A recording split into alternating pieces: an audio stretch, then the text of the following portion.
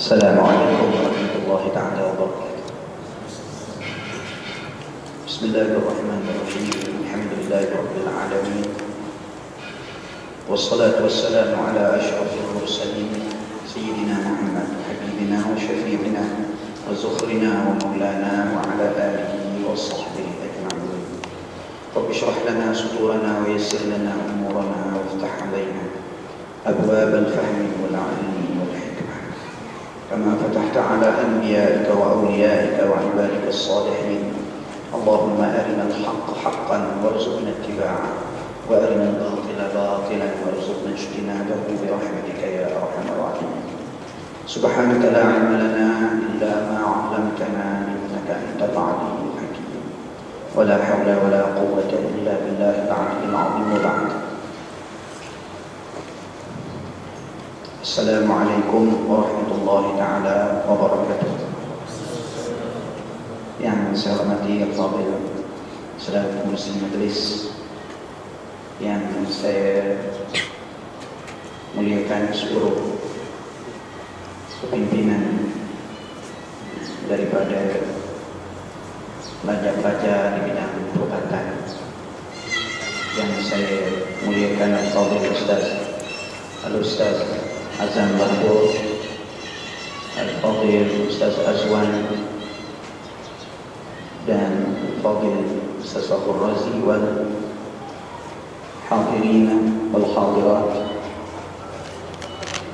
al-mubajjaluna alladhi an'ama Allahu alaina fi hadhihi as-sa'ati al-mubarakah al-ijtima' ma'akum. Alhamdulillah, saya mengucapkan jazakumullah khairan katsiran di hadhihi al-fursah, wa hiya min khairi fursatin min furasin yatamanna jami'ul asatidah lianna fi hadhihi aw bimithli hadhihi al-fursah fataha Allah للأساتذة التبيين والتوضيح لما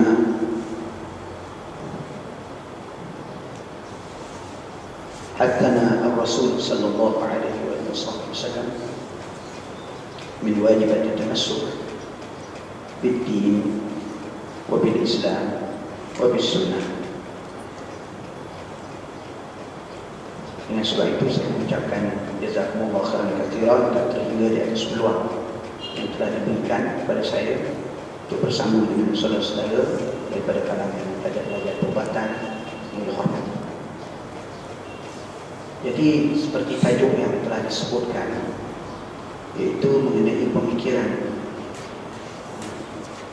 semasa dan bahayanya. Limadha nakhtar hadha al-mawdu' بالخصوص kerana هذا ما جرت في بلادنا الآن انتشار أفكار الغربية تحت ستار القواعد الشرعية الذي يوجد البلبلة بين الطلبة والشباب في بلادنا. Sehingga kita lihat di kalangan generasi muda ini ada yang terjebak kepada perbuatan dan ucapan dan tindakan yang sudah tentu menimbulkan kemurkaan Allah dan Rasul sallallahu alaihi wasallam, dan menjauhkan mereka daripada jalan yang benar yang telah digariskan oleh para ulama min ahli sunnah wal jamaah. فالعلماء من أهل السنة والجماعة هم الصوت الأصح للدين، لأن صوتهم هذا يبنى على قواعد العلم، والذي بناها العلماء الأجلاء المتقنين الراسخين في مجالهم. حتى الفلاسفة يعترفون mengakui akan kehebatan mereka, ويفشلون dan gagal untuk menghilangkan fiqh umat terhadap mereka. Fahumul ladina qalu, mereka itulah yang telah memimpin al-ummah fi tamassukihim li dinillah. Walakin min al-asaf al-syadid, pada hari ini apabila kita lihat di negeri kita, di Malaysia, tersebarnya pemikiran-pemikiran barat allati hiya ma hiya illa dhanniyat, andaian, speculation. You can say, if you want to say, discipline speculation. But it is still a speculation. To compare it with the scientific law, ianya adalah merupakan suatu perkara yang ditolak oleh ahli-ahli sains sendiri, kerana ia merupakan andaian and generalization. Oleh itu, dalam kesempatan yang Allah berikan kepada Ustaz, seperti di Jordan, di sini, insyaAllah masa akan datang Ustaz nak pergi ke India, jumpa dengan student di sana untuk nak menerangkan hal-hal yang sebegini, supaya kita dapat menjadi golongan yang mengukuhkan agama dan menimbulkan kasih Nabi terhadap sallallahu alaihi wasallam. Jadi insya-Allah Ustaz terus sebut di sini, Ustaz buat baca petikan yang Ustaz ulas, dan kemudiannya petikan-petikan yang lain bagi menyimakkan insya-Allah. Nanti dalam soal jawab tanya apa yang tak faham, insya-Allah. Setakat Ustaz mampu, Ustaz jawab. Secularism dan ideologi modern di zaman ini merupakan fahaman-fahaman yang menjadi kesinambungan kepada falsafah. This is very important. Dia merupakan kesinambungan, bukannya suatu fenomena moden semata-mata. Dia mempunyai roots dia di dalam falsafah Hellenisme, dalam falsafah Yunani. Even ahli-ahli falsafah mengatakan semua pemikiran falsafah moden itu telah ada asasnya di dalam buku The Republic yang disusun oleh siapa dia? Oleh Plato. Jadi apabila dia merupakan berasal daripada falsafah di zaman lampau, maka kita perlu menyedari bahawa falsafah itu telah dibongkar kepalsuannya oleh para ulama-ulama yang terdahulu. Bila sebut ulama, jangan pandang di Malaysia, yang itu bukan, itu naqil, yang memindahkan ilmu bil amanah dengan amanah. Tapi kalau ulama, anzuru ila al-Azhar, anzuru ila amthal Syekh Hasan Syafii, anzuru ila amthal Syekh al-Muhaddis Umar Hashim, anzuru ila amthal Syekh Badawi rahimahullah. Ada guru Ustaz 3 PhD dalam kuliah Usuluddin, guru kami di kuliah Usuluddin. Dia kalau tengok kitab, tengok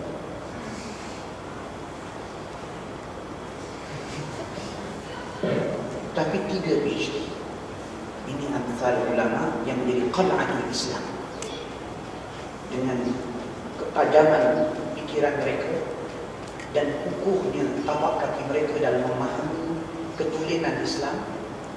Mereka melindungi tasawwur Islam as-sahih ala mamar zaman. Ini ulama. Yang semua ulama ada terbayang yang kat Malaysia, terpanggil yang mengajar di dalam bidang-bidang fiqh dan tauhid menurut qadar yang diperlukan umat. Khatibun nas ala qadri.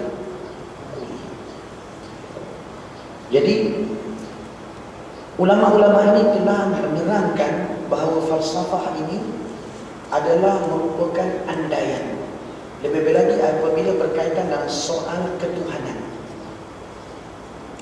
Kemudian ulama di zaman lampau juga telah menerangkan dalam soal nilai yang menjadi asas kajian kemanusiaan.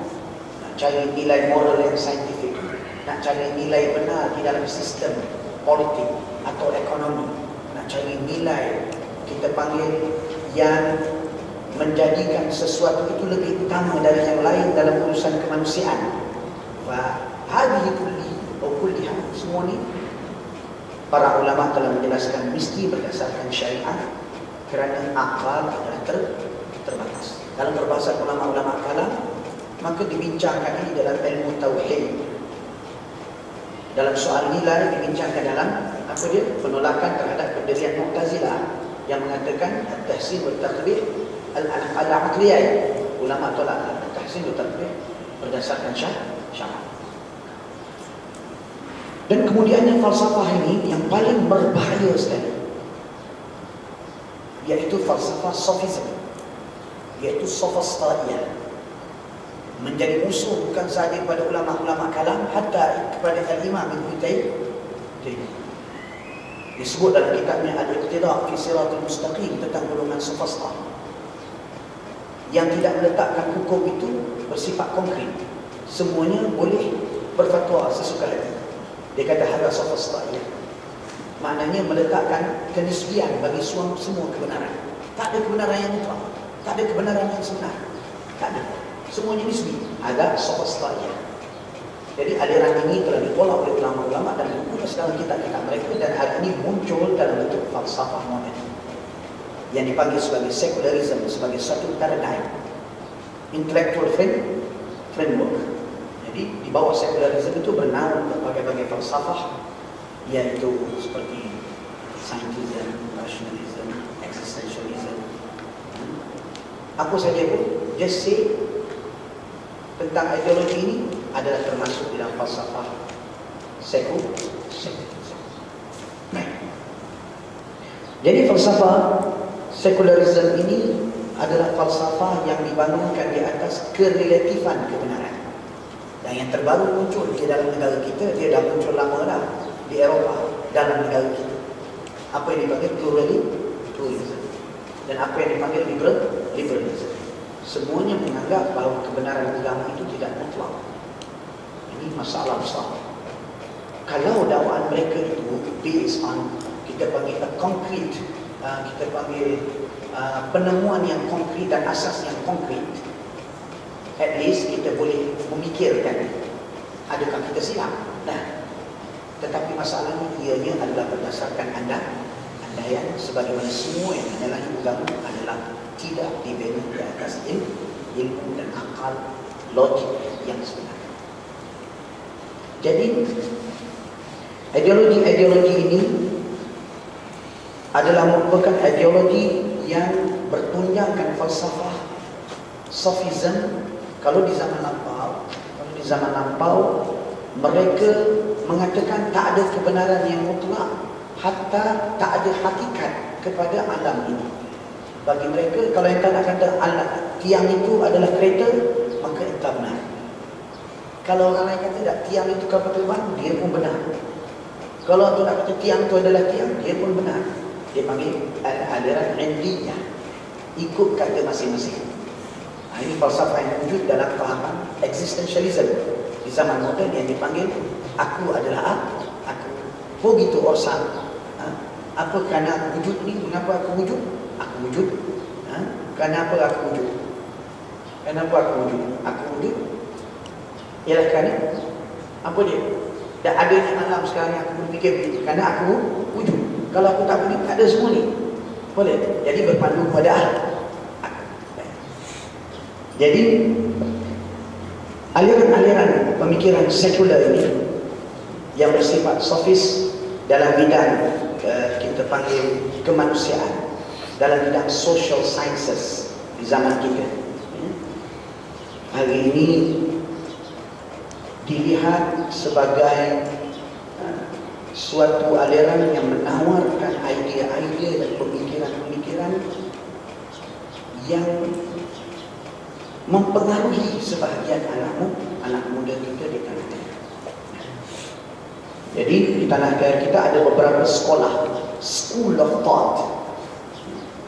Jadi there is around 6 schools of thought, or maybe more, tapi lebih kurang ni dalam 6 sekolah-sekolah pemikiran Ada sekolah pemikiran yang dipanggil Atasian, ada yang dipanggil IKD, ada yang dipanggil Triple IT, ada yang dipanggil sebagai Lepak Maqasid atau Fiqhul Maqasid, ada yang dipanggil sebagai Socialism, ada yang dipanggil lagi apa dia tu, apa lagi? Yutab. Berfikir, kebebasan berfikir, kita nak berfikir, kita nak mencambah idea, itu satu benda yang baik. Kerana ia mematangkan kita dalam berfikir, tetapi perlu kepada panutan. Kata ulama, siapa yang masuk dalam belukar falsafah, susah dia nak keluar semua. Sebab itu Kasim Ahmad, walaupun dia seorang yang bijak, lalu dia bertaubat daripada sosialisme, dia keluar daripada sosialisme, tapi dia tak sampai kepada Islam. Sebaliknya dia menolak pula hak. In other words, he leave socialism, but he enter into rationalism and scientism. So kita panggil socialism and scientism and rationalism came from the same womb, the same mother. It is philosophy, bukan wahyu. Jadi ini bahayanya, maka kita perlu berhati-hati dengan pemikiran-pemikiran ini supaya kita tidak terjebak dengan lontaran-lontaran mereka yang menggunakan istilah-istilah syarak tetapi tidak mengikat dengan kaedah yang diletak oleh ulama bagi menjaga ketulinan aplikasi istilah. Jadi kaedah-kaedah itu nak menjaga ketulinan Islam. Nak buat apa jadi ketulinan Islam? Sebab Islam sahaja penyelesaian kepada masalah manusia. But it must come, dia mesti sampai dalam bentuk yang tulen. Tidak bercampur dengan falsafah, tidak tunduk kepada pemikiran manusia. Kalau ada pemikiran, kalau ada kita panggil nilai falsafah, mesti menjadi pendokong dan penyokong kepada wahyu dan bukan menjadi penentu kepada maksud dan tafsiran terhadap wahyu. Jadi dalam hal ini untuk belajar di Al-Azhar dalam bidang perubatan, walaupun dalam bidang perubatan, tetapi antum tetap berada di Azhar yang dikelilingi oleh para ulama, dan ini suatu keuntungan yang besar yang tak didapati oleh pelajar-pelajar perubatan tempat-tempat yang lain. So antum mengambil kesempatan untuk memperluaskan bacaan dan menghadiri majlis ulama. At least bila kita hadiri majlis ulama di Mesir ini, kita merasai kehebatan ilmu Islam dan kita menjadi kasih kepada Islam dengan kesedaran itu, maka antum sudah mendapat faedah yang besar di dalam hudur di majlis ulama. Tak ramai yang merasainya, maka bila dia tidak ada perasaan itu, maka bila dia melihat tulisan dan pemikiran barat, dia jadi kagum dan dia mula merasa inferiority kompleks terhadap pegangannya al-mawruthah yang dia warisi daripada ibah. Once upon a time, I was a student in Kelantan, and my father wanted me to masterize Arabic and English at the same time. And what happened? I never masterized. Neither one. Both I become broken in both English and broken in Arabic. So he put me in a boarding school where the headmaster is Mr. Johan Arif, an Irish Muslim, an English teacher at SIC College in Kelantan. So I stayed there for 5 years until I became the head student there. Eat like an English, walk like an English, think like an English, but never become a real English or a real Irish. Sebab ustaz kecil, kalau tinggi itu boleh jadi nampak juga macam orang putih. So bila ustaz duduk situ, ustaz tak memandang tinggi kepada pengajian di Ma'had Al-Quran. Sebab ustaz terdedah dengan perpustakaan yang hebat. Orang putih, buku dengan mereka adalah merupakan cara hidup. Jadi ustaz pergi ma'had, ustaz memang tak minat mengaji agama. Jadi ustaz ponteng sekolah duduk di perpustakaan. Dalam waktu yang sama ustaz adalah timbalan pelajar, prefect. But one kind of a prefect. Jadi guru ustaz menghormati ustaz walaupun ustaz ponteng. Sebab dia tahu he's a good boy. Only something is going around his head. Budak ni lain macam sikit. Tapi bila ustaz habis di ma'had, ustaz pindah ke pondok. Di situlah ustaz melihat keagungan ilmu Islam. Sebab di pondok kita belajar dari kulit ke kulit, harfan bi harfin. Di situ kita melihat kitab-kitab yang disusun oleh ulama itu mempunyai seni yang sangat halus, yang menggambarkan keluasan ilmu mereka, kedalaman fahaman mereka dan keikhlasan mereka. Sebab itu satu baris kadang-kadang disyarahkan dalam waktu maghrib saja. Baru satu baris, kadang-kadang baru satu lafaz ni. Baru timbul hormat kepada para ulama dan kepada ilmu Islam, turas Islam. Kemudian bila datang ke Mesir, Masya Allah, tabarakallah, seperti antum tengok ulama-ulama di sini. Hani'an lakum, kerana antum belajar kat sini untuk semua. Tapi tak banyak pelajar-pelajar yang duduk di Mesir ini yang mengambil manfaat daripada para ulama-ulama yang hebat di Mesir. Kulihat, ya, kita harap insyaAllah. Pak Ustaz yang tadi dalam majlis pengajian Syekh Omar Hashim, mungkin agak tengah biasa dari pelajar Malaysia agak dia letih masuk biasa boleh jadi agak. Baik.